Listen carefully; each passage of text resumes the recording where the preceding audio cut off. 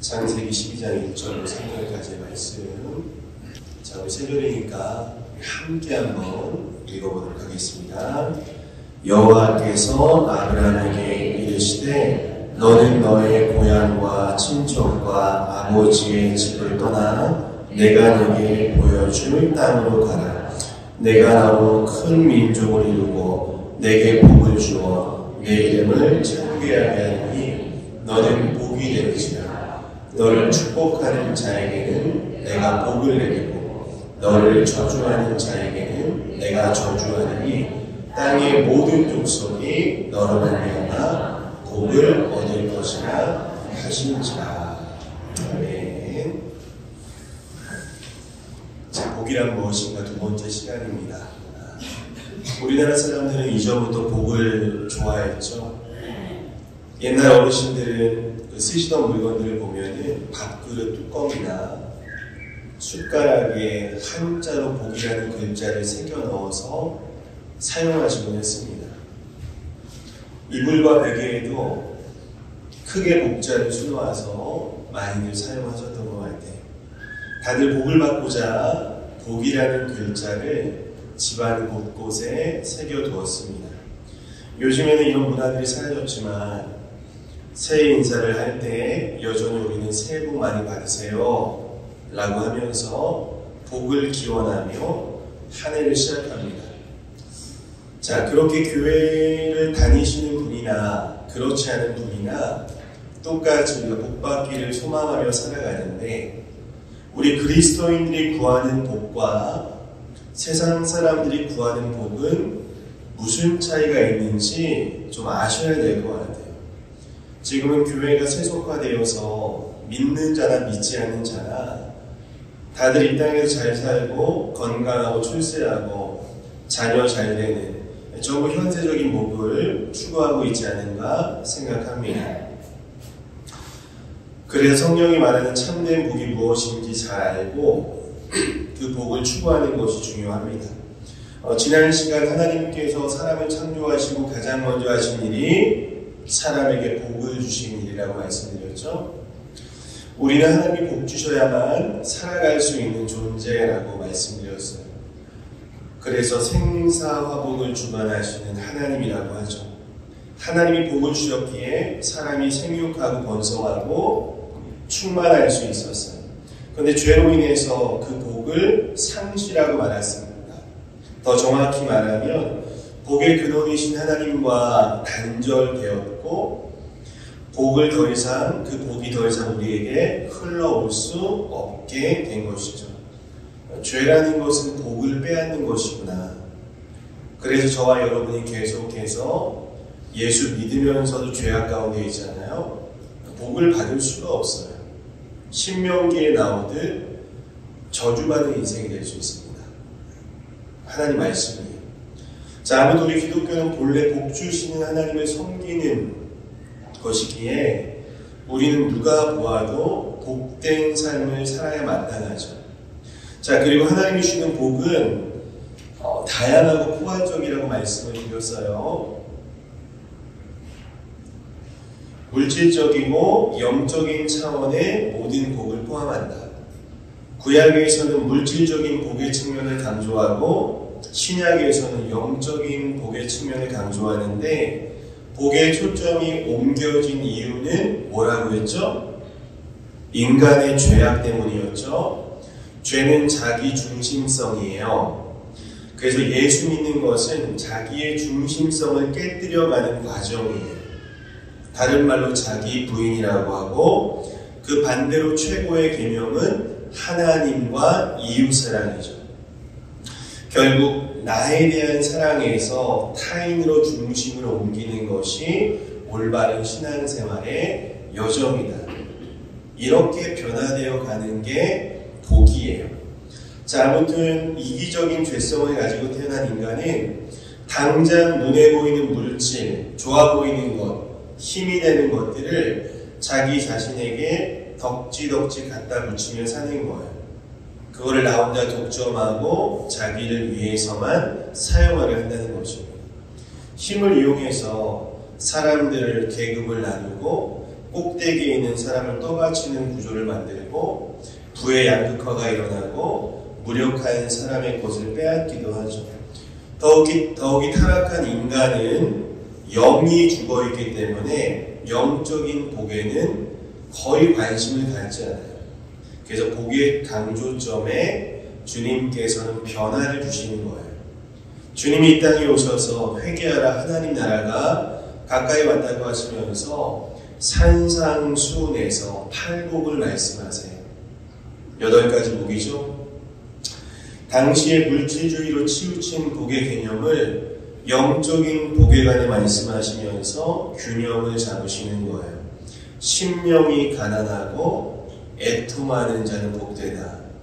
긍휼하고 마음이 깨끗하고 평화를 가져오는 사람이야말로 행복한 사람이다. 이렇게 그동안 세상이 무시해왔던 영적인 복들을 강조하시죠. 여전히 물질적인 복은 유효하지만 그것은 예수님이 말씀하지 않아도 세상 모든 사람이 추구하기에 거기에 전혀 강조점을 두실 필요는 없으신 거예요. 자, 한 번은 인류가 죄로 인해 멸망할 뻔한 사건이 있었죠. 노아의 홍수예요. 노아의 가족을 제외하고 모든 인류가 죽었어요. 자, 하나님이 홍수 심판을 마치고 나서 노아와 언약을 맺으십니다. 창세기 9장 1절 한번 읽어보겠습니다. 시작. 하나님이 노아와 그 아들들에게 복을 주시며 그들에게 이르시되 생육하고 번성하여 땅에 충만하라. 내가 너희와 언약을 세우리니 다시는 모든 생물을 홍수로 멸하지 아니할 것이다. 아담과 하와에게 주셨던 그 복을 똑같이 그 말씀을 반복하시죠. 사실 이 말씀이 인류를 향한 하나님의 비전입니다. 하나님은 자기 형상으로 존귀하게 창조된 사람들이 이 지구상에서 번성하고 잘되고 충만하기를 원하십니다. 자, 이렇게 복을 주시는 동시에 언약을 세우심으로 하나님이 주시는 복은 언약과 맞물려서 영원히 취소되지 않는다고 말씀하시는 거예요. 자, 그리고 나서 성경에서 가장 중요한 인물을 꼽자면 바로 아브라함인데, 하나님이 아브라함을 택하시고 그와 언약을 맺으시죠. 자, 오늘 말씀인데 한 번 더 읽어보겠습니다. 자, 시작. 내가 너를 큰 민족의 조상이 되게 하고 너를 축복하여 내 이름을 크게 떨치게 하겠다. 너는 다른 사람에게 복을 끼치는 자가 될 것이다. 너를 축복하는 자를 내가 축복하고 너를 저주하는 자를 내가 저주할 것이니 땅의 모든 족속이 너를 통해 복을 받을 것이다. 오늘 본문이기도 한데요. 이 짧은 문장에 복이라는 단어가 얼마나 많이 나오는지 몰라요. 사실 이 말씀은 아담과 하와 그리고 노아에게 주셨던 그 말씀이 조금 더 구체화된 말씀일 뿐이에요. 생육 번성 충만해라. 복이 생육 번성 충만하라는 복이 너는 큰 민족을 이룰 것이고 너의 이름이 창대하게 될 것이다. 너는 모든 사람에게 복을 끼치는 존재가 될 것이다. 이 복이 이삭과 야곱에게도 흘러가죠. 창세기 28장 1절부터 제가 읽어드릴게요. 이삭은 야곱을 불러 그를 축복하고 그에게 이렇게 말하였다.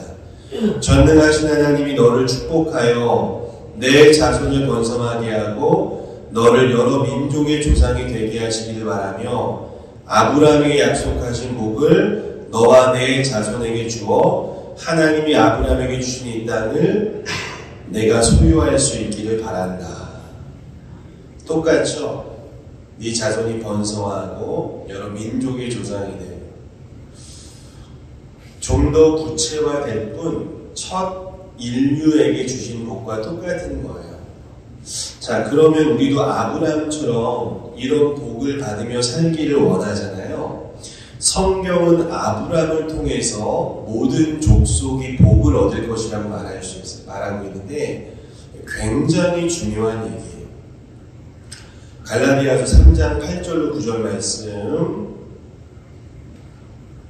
읽어드릴게요. 성경은 하나님이 믿음으로 이방인들을 의롭게 하실 것을 미리 내다보고 일찍이 아브라함에게 모든 민족이 너를 통해 복을 받을 것이다 라는 기쁜 소식을 전했습니다. 그러므로 믿음으로 사는 사람은 믿음을 가진 아브라함과 함께 복을 받습니다. 되게 놀라운 말씀이에요. 아브라함이 하나님을 믿어 의롭게 되었듯이 이방인들, 우리와 같은 모든 역사상 존재한 사람들도 믿음으로 의롭게 될 것임을 말하면서 성경이 미리 이것을 알고 아브라함에게 먼저 이 기쁜 소식을 전했다는 거죠. 하나님께서 아브라함에게 전한 기쁜 소식이 뭐예요? 모든 민족이 너를 통해 복을 받을 것이다. 그 복이 뭐예요? 아브라함이 하나님을 믿음으로 의롭게 된 복, 곧 이신칭의의 복이 좀 어렵지만 이신칭의의 복이 아브라함 너만이 아니라 누구든지 나의 아들 예수를 믿음으로 의롭게 되는 복을 누리게 될 것이다. 이 말을 지금 하고 있는 거예요. 자, 갈라디아서 3장 14절 말씀 여러분 함께 보겠습니다. 저건가요? 자, 시작. 그것은 아브라함에게 내리신 복을 그리스도 예수 안에서 이방 사람에게 미치게 하시고 우리로 하여금 믿음으로 말미암아 약속하신 성령을 받게 하시는 것입니다. 그래서 우리가 예수님을 믿음으로 의롭게 되어서 아브라함에게 주신 복을 우리도 받게 되는 거죠. 결국 아브라함에게 주신 복은 이신칭의의 복이라고 말할 수 있어요. 아브라함이 하나님을 믿었기에 하나님이 그를 의롭게 여기셨고 복의 근원이신 하나님과 언약을 맺게 되었고 하나님이 주시는 수많은 풍성한 복을 누릴 수 있게 된 거예요.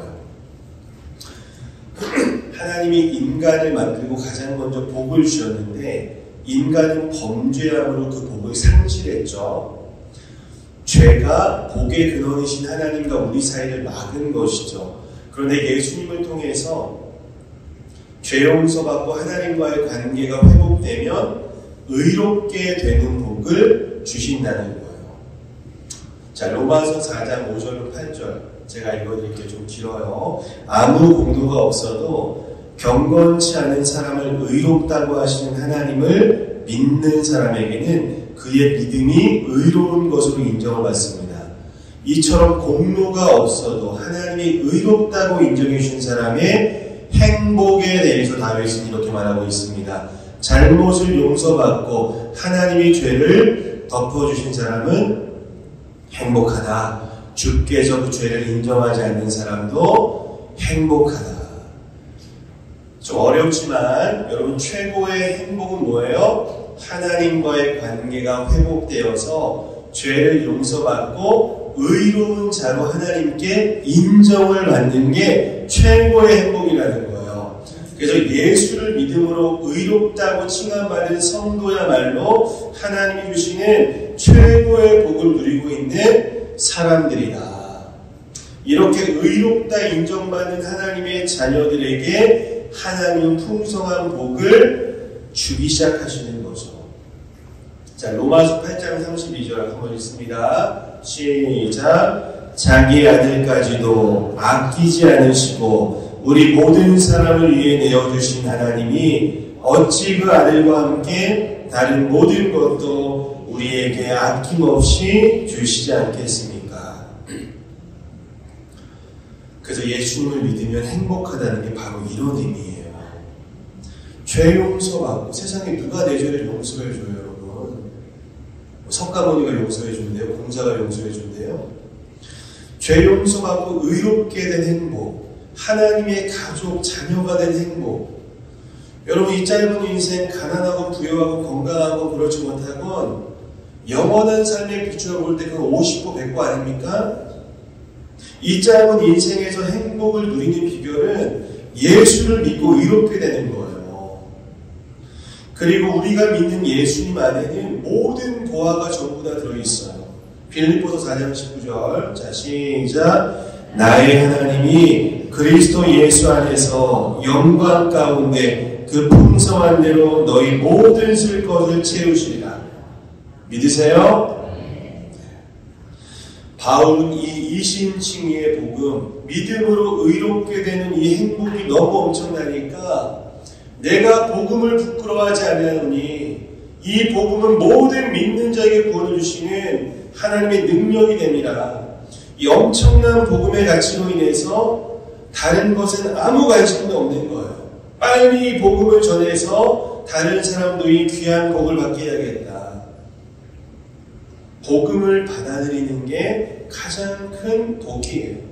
자, 빌립보서 3장 7절로 8절 바울의 고백. 자, 시작.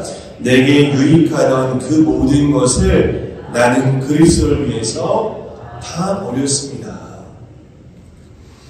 예수 그리스도만이 죄와 하나님의 진노와 영원한 심판과 사망에서 나를 건져준 가장 큰 복이니까 다른 것은 별 관심이 없는 거죠. 중요한 게 뭐냐면 복음의 가치를 깨달으셔야 돼요. 수요 말씀 기도회 때도 말씀드렸잖아요.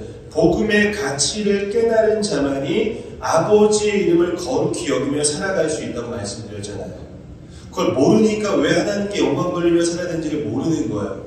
내 마음대로 그냥 사는 거예요. 복음의 가치를 깨달을수록 예수 믿게 된 것은 이런 다른 현세적인 세상이 그런 복과는 비교할 수 없는 것이구나. 이걸 깨닫게 되는 거예요. 배설물에 지나지 않는 거구나. 자, 주님께서 승천하시면서 제자들에게 지상 명령, 이 땅에서 최고의 명령을 주셨어요. 아시죠? 마태복음 28장 읽어드립니다. 예수께서 나와 말씀하여 이르시되 하늘과 땅의 모든 권세를 내게 주셨으니 그러므로 너희는 가서 모든 민족을 제자로 삼아 아버지와 내가 성령의 이름으로 세례를 베풀고 내가 너희에게 분부한 모든 것을 가르쳐 지키게 하라. 볼지어다 내가 세상 끝날까지 너희와 항상 함께 있으리라 하시니라.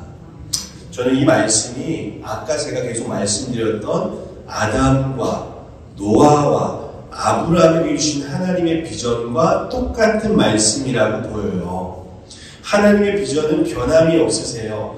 하나님이 아담과 노아와 아브라함에게 생육, 번성, 충만하라고 말씀하셨듯 제자들에게 그리고 우리에게 생육, 번성, 충만하라고 말씀하시는 거예요. 이 생명의 복음을 전해서 죄로 인해 영원한 멸망을 향해 가는 자들을 너희가 살려야 된다. 제자를 삼아야 된다. 영원한 생명을 그들에게 전해서 예수 믿는 사람들이 세상에 가득하도록 생육, 번성 충만해야 된다. 복음으로 세상을 정복하고 다스리라고 말씀하시는 거예요.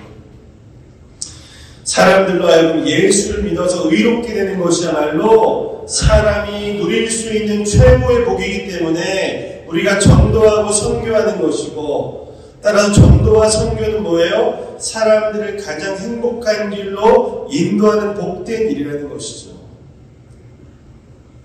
그런데 예수님을 믿는 우리가 죄 용서받고 의롭게 된 복을 이미 받아 누리고 있으면서도 이 복을 하찮게 여기고 세상 사람들처럼 현세적인 복을 추구한다면 그것은 정말 안타까운 일인 거예요. 저는 복음의 가치를 모르는 것이 교회의 가장 큰 불행이라고 생각해요. 이 교회의 가치를 모르니까 교회도 세상 가치를 따라가더라고요.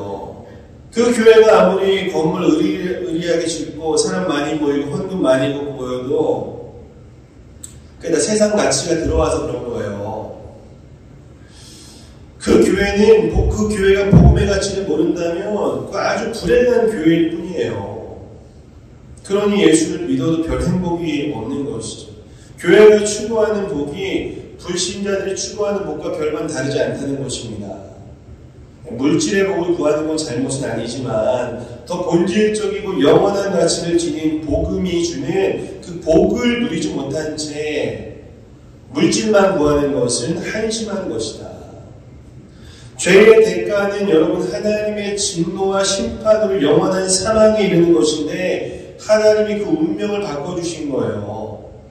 마치 죽음을 앞둔 사형수에게 갑자기 어느 날 무죄를 선고하고 사형수 신분에서 갑자기 벗어날 뿐 아니라 사람들이 그를 막 의인으로 인정해 주는 것이죠. 하나님이 보내신 아들을 믿는 자는 하나님의 의인이라고 칭해주세요. 자기 아들, 딸이라고 칭해주세요. 여러분, 죄인에게는 이것이 가장 큰 복 아니겠습니까? 그리고 이 복이야말로 다른 모든 복이 시작되는 본질적인 복이다. 용서, 칭의의 복을 받지 못한 채 천하를 다 갖고 100년간 질병 없이 건강하게 살고 자녀들 의사판사돼도 성경은 그런 사람을 하나님의 진노 아래에 살다가 영원히 파멸에 이르게 될 멸망할 죄인일 뿐이라고 말합니다. 그래서 예수님을 믿어 의롭게 되고 죄 용서받고 그분의 말씀에 순종하며 성화되어 가는 자야말로 진짜 행복한 사람이다. 우리의 신분이 죄인에서 의인으로 변화되는 것, 영원한 생명을 얻는 것, 이것이 가장 큰 복입니다. 복음을 믿는 것이 최고의 복이다. 근데 주로 이 대형교회를 중심으로 여러 교회들이 헷갈리는 설교를 많이 해요. 우리 믿는 자들이 이 세상에 사람들보다 더 잘 살고 돈 잘 벌고 그래서 사람들에게 예수 믿으면 이렇게 세상에서도 복 받고 잘 된다는 모습을 보여줘야지 그들도 교회 오지 않겠냐, 그런 설교를 해요. 헛소리 하는 거예요. 이런 설교를 여러분이 잘 분별할 책임이 있습니다. 하나님은 물질의 복도 주시지만 그렇지 않을 수도 있어요. 하나님은 사람마다 다양한 복을 다르게 주시더라고요. 달란트 비유가 있잖아요. 누구에게는 5달란트, 2달란트, 1달란트 주세요. 예수를 잘 믿어도요, 평생 어렵게 가난하게 사시는 분들 많아요. 저희 부모님이 그래요. 평생을 아직도 주공 아파트에 계시고 20년째. 그전에 단칸방 살았고, 또 부자였는데 예수님을 제대로 만나서 그동안 움켜쥐며 살았던 돈을 놓는 분도 드물지만 있어요. 달라요, 케이스들이. 또 복음서에 나오는 부자 관원 청년처럼 돈은 많았지만 구원의 기회를 놓쳐버리고 결국 돈을 따라가는 그런 사람도 있고, 돈 때문에 구원을 잃어버릴 자도 많을 거예요. 그 부자 청년의 문제는 뭐예요? 돈이 많은 게 문제가 아니에요. 마음이 돈에 가 있는 게 문제인 거예요. 예수님은 그 청년의 돈 필요 없으세요. 돈에 빼앗긴 그의 마음을 원하시는 건데 그는 돈을 사랑하는 마음 때문에 주님을 떠난 것이죠. 또 어떤 사람은 하나님이 복을 주셔서 물질의 복을 풍성히 받는 경우도 전 봤어요. 저 강릉교회 부목할 때 한 분이 고백하기를 하나님이 자신에게 복을 쏟아부어 주셨다고 표현을 하더라고요. 저도 좀 그랬으면 좋겠는데. 돈 많이 벌었다는 얘기겠죠? 저희 시부장님 돈 잘 버시잖아요. 쉽게 버는 건 아니신 것 같아요. 추운데. 이전에 막 부산에서 교회를 매주 막 거의 왕래하시고 어려운 시절도 있었는데 확실한 건 하나님 붙들고 이렇게 살아오시니까 하나님 복을 주시는구나 하는 생각이 들었어요.